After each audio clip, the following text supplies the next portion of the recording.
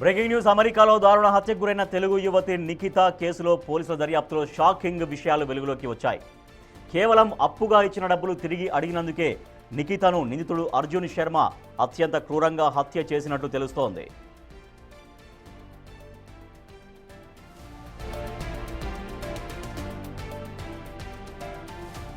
నిందితుడు అర్జున్ శర్మకు నిఖిత కొంతకాలం క్రితం $4,500 అప్పుగా ఇచ్చింది.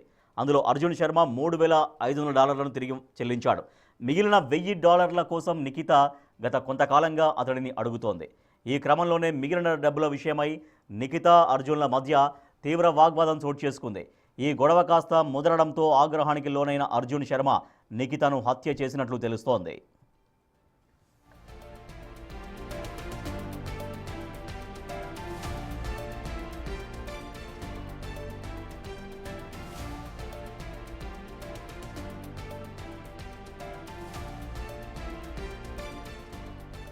హత్య జరిగిన అనంతరం నిందితుడు అర్జున్ శర్మ పోలీసులకు దొరకకుండా తొలివిగా తప్పించుకున్నాడు.